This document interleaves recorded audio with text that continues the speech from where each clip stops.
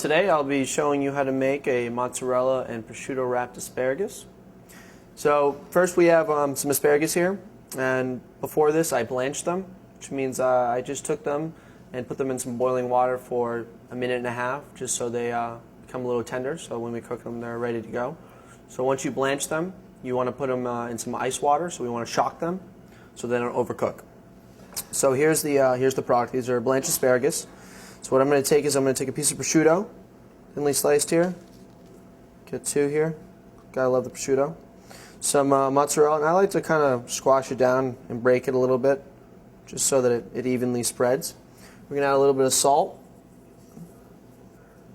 a little pepper. And then we're going to take the asparagus right here and just wrap them. So we'll do the same thing to the next one over here. Put the prosciutto down, kind of smash the mozzarella so it's not an awkward ball.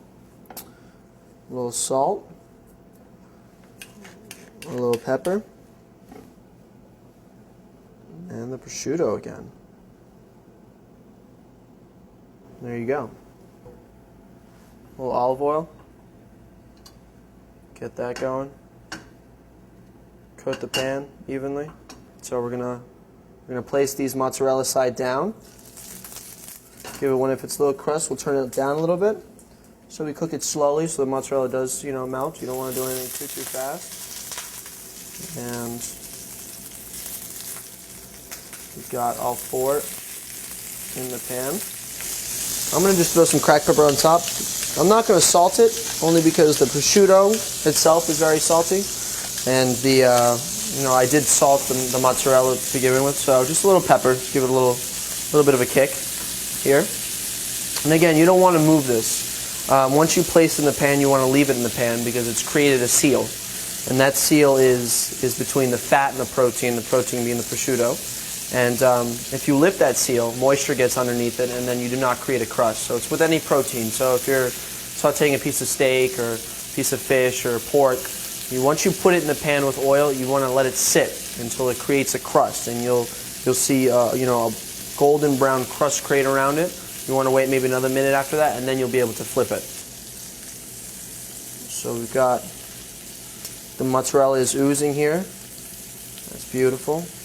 Now, I don't like to give the prosciutto too much color because, again, it will taste like beef jerky almost. So just a light toss right there. So with this, once I've flipped it over, I actually like to add a little bit of water just to steam it, just to really get that mozzarella going. And it'll kind of give that nice little steam, then you'll be able to move it. And then these are ready to go. These are all done. Here we have our mozzarella and prosciutto wrapped asparagus. Super easy to make, super delicious, and we'll really impress any house guests if you have a house party.